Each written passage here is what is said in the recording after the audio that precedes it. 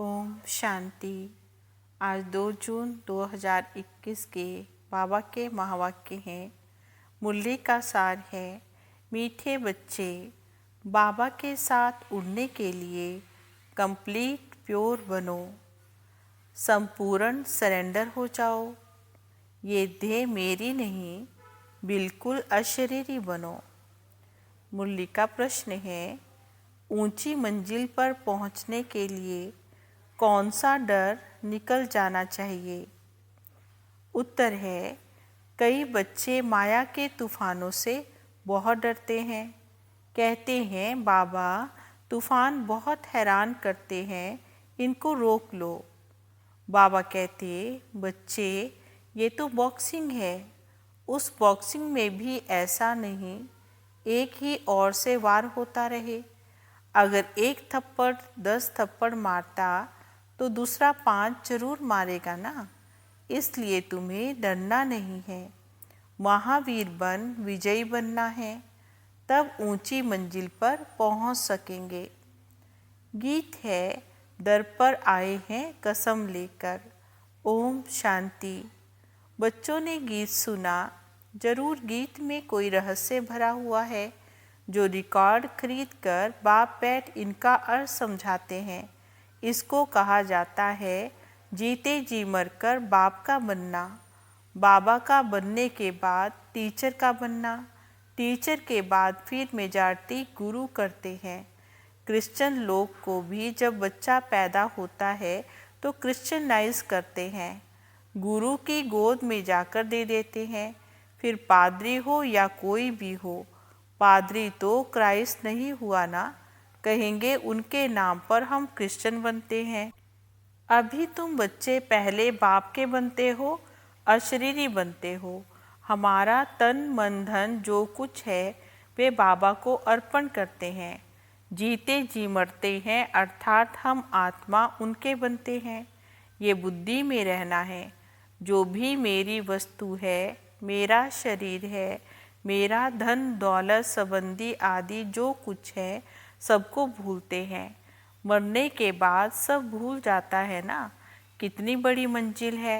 हम अशरीरी आत्मा हैं, ये तो पक्का करना है। ऐसे नहीं तुम शरीर छोड़ और मर पड़ते हो। बाबा ने कहा, नहीं, आत्मा कंप्लीट पवित्र थोड़े ही बने हैं। भले बाबा के बने हो, परंतु बाबा कहते तुम्हारी आत्मा अपवित्र है। आत्मा के पंख टूटे हुए हैं, अभी आत्मा उड़ नहीं सकेगी। तमो प्रधान होने के कारण एक भी मनुष्य वापस नहीं जा सकते हैं। माया ने एकदम पंख तोड़ दिए हैं।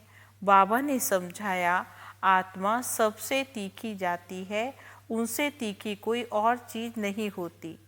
आत्मा से कोई पहुंच नहीं सकता है। पिछाड़ी में मच्छरों सदृश सब आत्माएं भागती हैं। कहाँ जाती हैं? बहुत दूर दूर, सूर्य चांद से भी पार चली जाती है। वहाँ से फिर हमें लौटना नहीं है। उनों के रॉकेट आदि तो जाकर फिर लौटकर आते हैं, सूर्य तक तो नहीं पहुँच सकते ना। तुमको तो उनसे बहुत दूर जाना है। सूक्ष्म वतन से ऊपर मूल वतन में जाना है। आत्मा को पंख मिल जाते हैं, फिर हिसाब किताब चुकतू कर आत्मा पवित्र बन जाती है। ये कयामत के समय की महिमा बहुत लिखी हुई है। सभी आत्माओं को हिसाब किताब चुकतू कर वापिस जाना है। अभी तो सब आत्माएं मैली पाप आत्मा हैं। भले बड़े गुरु साधु सन्यासी आदि हैं, समझते भी हैं हम गुरु हैं, कहते भी हैं अहम ब्रह्मास्मि, अहम ब्रह्मोहम, हम ब्रह्म में पहुँचे हुए हैं। अब बैठे हुए हैं यहाँ पर, ब्रह्म में फिर कहाँ पहुँचे हुए हैं। अभी तुम जानते हो हम आत्माएं ब्रह्म में रहने वाली हैं, परंतु अभी वहाँ कोई भी वापस जा नहीं सकते। सब आत्माएं यहाँ पूर्ण जन्म लेती हैं। ये बेहद का ड्रामा है। सब एक्टर्स को पार्ट मिला हुआ है ना। सब एक्टर्स को वहाँ से पार्ट बजाने जरूर आना है। सबकी आत्माएं स्टेज पर आई हैं। जब विनाश का समय होता है तो सब आ जाते हैं, वहाँ रहकर क्या करेंगे। एक्टर के बगैर पाठ बजाए घर में थोड़े ही बैठ जाएगा। नाटक में जरूर आना पड़ेगा। वहाँ से जब सब चले आते हैं तब फिर बाप सबको ले जाते हैं। बाबा कहते हैं मैं भले यहाँ हूँ तो भी आत्माएं आती रहती हैं, वृद्धि को पाती रहती हैं, सो भी नंबरवार। फिर तुम जाएंगे भी नंबरवार। सारा तुम्हारा अवस्था पर मदार है, इसलिए तुम्हें मरजीवा बनना है। हम आत्मा है ये निश्चय करना भी मेहनत का काम है। बच्चे घड़ी घड़ी देह अभिमान में आकर भूल जाते हैं। देही अभिमानी तब रहेंगे जब कंप्लीट सरेंडर होंगे। बाबा ये सब आपका है, मैं भी आपका हूँ। ये देह जैसे कि हमारी नहीं है, इनको मैं छोड़ देता हूँ। बाबा मैं आपका हूँ। बाबा कहते मेरा बन और सबसे ममत्व मिटा दो। बाकी ऐसे नहीं कि यहाँ आकर बैठ जाना है। तुमको अपना धंधा दोरी भी करना है, घर भी संभालना है, बच्चे को कर्जा उतारना है माता पिता का, उनकी सेवा कर फिर अजूरा देना है। माँ बाप की पालना का भी कर्ज चढ़ता है ना, सो भी बच्चों के ऊपर कर्जा है। अब बाप तुम्हारी पालना कर रहे हैं। शुरू में जो भी आए थे सबने झट सरेंडर कर दिया, अपने पास कुछ भी नहीं रखा, सब सरेंडर किया।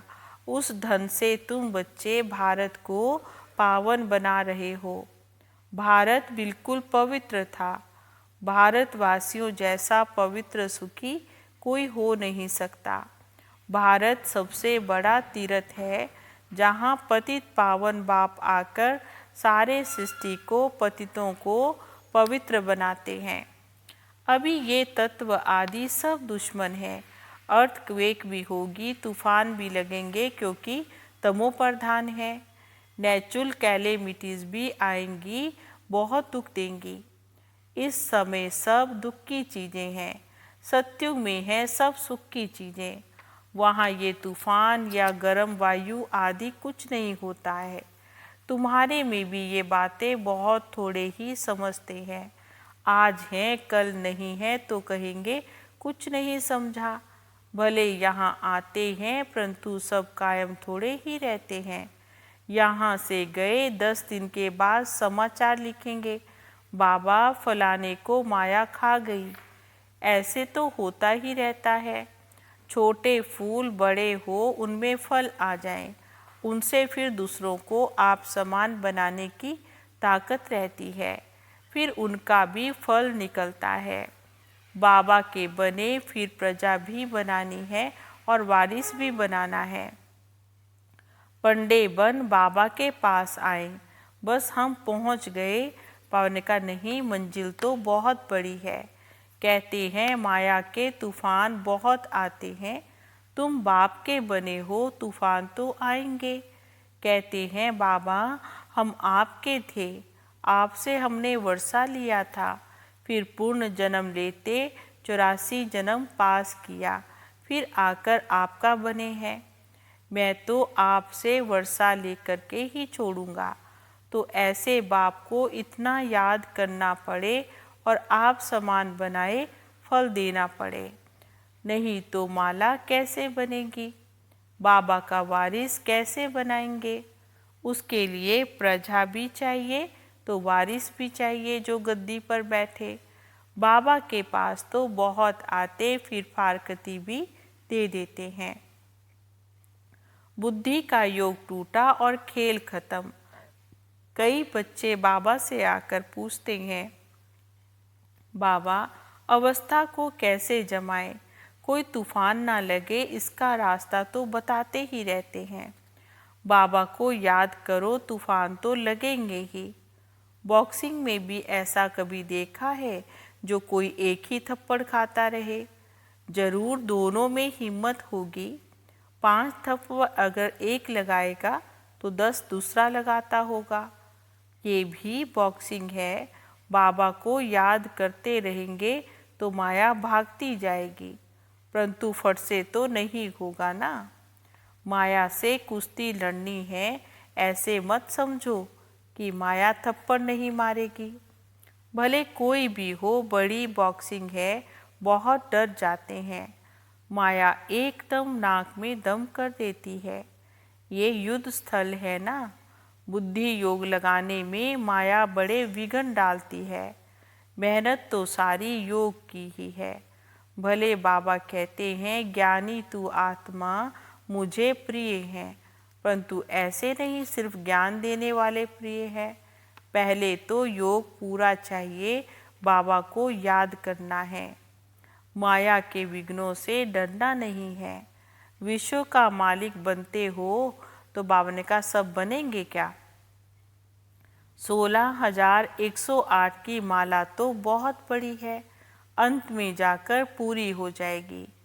त्रेता अंत तक कितने प्रिंस प्रिंसेस बनते हैं, कुछ तो निशानियां हैं ना।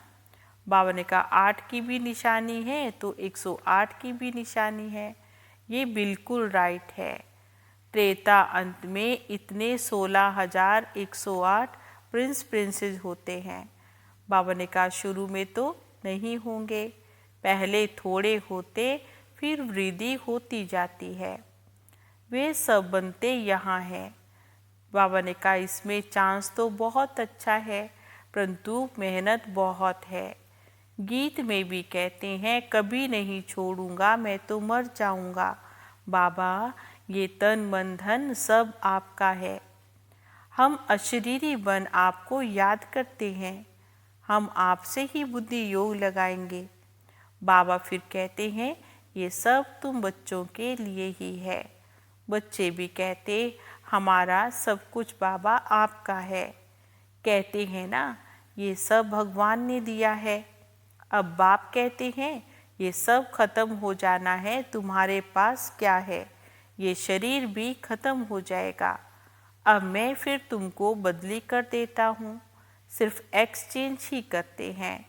तो बाप कहते हैं बच्चे अशरीरी बनो, मुझे याद करो, बुद्धि से सब कुछ सरेंडर करो। राजा हरिश्चंद्र की भी कथा है। बोला अमानत रख दो। बाबा कहते इन सभी शास्त्रों आदि का सार मैं तुमको समझाता हूँ। मैंने ही तुम्हें ब्रह्मा मुख के द्वारा राजा रानी बनाया था, फिर अब बनाता हूँ। कभी भी मनुष्य को गीता सुनाए, राजयोग सिखाए, राजा रानी बना ना सके, फिर गीता सुनने से क्या फ़ायदा। बाप कहते हैं मैं खुद कलप कलप आकर तुमको स्वर्ग का मालिक बनाता हूँ। हमारे बनेंगे तब तो वारिस बनेंगे ना। तो जितना योग में रहेंगे उतना शुद्ध बनते जाएंगे। बाबा ये सब आपका है, हम तो ट्रस्टी हैं। आपके हुक्म के बगैर हम कुछ नहीं करेंगे। शरीर निर्वाह कैसे करना है ये भी बाबा मत लेते हैं। अक्सर करके गरीब ही पूरा पोता मेल देते हैं, साहूकार तो दे ना सके। सरेंडर हो नहीं सकते, कोई विरला ही निकलता है। जैसे एक जनक का नाम है, बाबा का बाल बच्चे हैं, जॉइंट प्रॉपर्टी है, तो वे अलग कैसे हो। साहूकार लोग अपनी प्रॉपर्टी निकालें कैसे। बाबा का जो सरेंडर हो। बाबा तो है ही गरीब निवाज। सबसे जास्ती तो गरीब ये माताएं हैं, उनसे जास्ती कन्याएं गरीब होती हैं। कन्याओं को कभी वर्षे का नशा नहीं होगा। बच्चे को बाप की जागीर का नशा रहता है, तो वह सबको छोड़ फिर वैकुंठ का वर्षा लेना पड़े। दान तो हमेशा गरीब को ही दिया जाता है। भारत सबसे गरीब है, अमेरिका बहुत साहूकार है। बाबा ने कहा उनको वर्षा देते हैं क्या। भारत सबसे साहूकार था तो और कोई धर्म नहीं था, सिर्फ भारतवासी ही थे। बाबा ने कहा तब एक ही भाषा थी। कहते भी हैं गॉड इज़ वन, मैं वन सावरंटी, वन धर्म, वन भाषा स्थापन करता हूँ। वन ऑलमाइटी, वन गवर्नमेंट स्थापन करता हूँ। वन से फिर 2, 3 भी होंगे। अभी तो कितने धर्म हैं, फिर जरूर वन धर्म में आना चाहिए। ये 5000 वर्ष की बात है। वन धर्म था, विद्वानों ने सत्यु की आयु लाखों वर्ष लिख दी। समझते ही नहीं सत्यु क्या होता है। समझते हैं स्वर्गवासी हुआ तो शायद ऊपर चला गया। दिलवाड़ा मंदिर में भी स्वर्ग ऊपर छत पर है तो मनुष्य बहुत मूंझ जाते हैं। वास्तव में स्वर्ग कोई ऊपर नहीं है। तुम अभी जानते हो बाबा के पास जाकर फिर यहाँ ही आकर राज्य करेंगे। ये ज्ञान बुद्धि में रहना चाहिए जो कोई को भी समझा सको। कच्चे को तो माया चिड़िया खा जाएगी, इसलिए फोटो भी मंगाए जाते हैं, फिर रजिस्टर भी रखा जाता है। बाबा के पास समाचार आता है फलाने ने एक ऐसा ज्ञान का तीर मारा जो मैं बाबा का बन गया। शास्त्रों में भी लिखा हुआ है कुमारियों के द्वारा बाण मरवाए। अरे तुम बाप को क्यों भूले हो? इसको ज्ञान बाण कहा जाता है। सिर्फ बाबा की याद दिलानी है, बाकी कोई हिंसक बाण की बात नहीं है। बाबा कहते मैं ब्रह्मा मुख से सब शास्त्रों का राज तुम्हें समझाता हूँ। ब्रह्मा तो जरूर यहाँ होना चाहिए। उन्होंने फिर विष्णु की नाभि से कमल से ब्रह्मा को दिखाया है। जानते कुछ भी नहीं है। मनुष्यों को तो जो आया सो लिख दिया। गंदगी तो बहुत है, रिद्धि सिद्धि वाले भी बहुत हो गए हैं। सच जब निकलता है तो झूठे उसका सामना करते हैं। अब तुम समझते हो शिव बाबा है निराकार और ये ब्रह्मा है साकार। बाकी नाभि आदि की तो कोई बात ही नहीं है। अच्छा, मीठे मीठे सिकी लदे बच्चों प्रति माता पिता बाप दादा का याद प्यार और गुड मॉर्निंग। रूहानी बाप की रूहानी बच्चों को नमस्ते। हम रूहानी बच्चों की रूहानी बाबा को नमस्ते नमस्ते नमस्ते जी। गुड मॉर्निंग बाबा। धारणा के लिए मुख्य सार है। पहली पॉइंट है अज्ञानी तू आत्मा बनना है। सिर्फ ज्ञान सुनने सुनाने वाला नहीं, याद की भी मेहनत करनी है। अशरीरी होकर अशरीरी बाबा को याद करना है। दूसरी पॉइंट है बाबा का बनकर दूसरी सब बातों से वह महत्व मिटा देना है। ये देह भी मेरी नहीं, पूरा देही अभिमानी बन कंप्लीट सरेंडर होना है।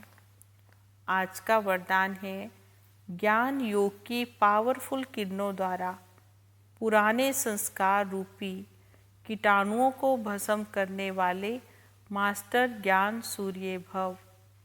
ज्ञान योग की पावरफुल किरणों द्वारा पुराने संस्कार रूपी कीटाणुओं को भस्म करने वाले मास्टर ज्ञान सूर्य भव।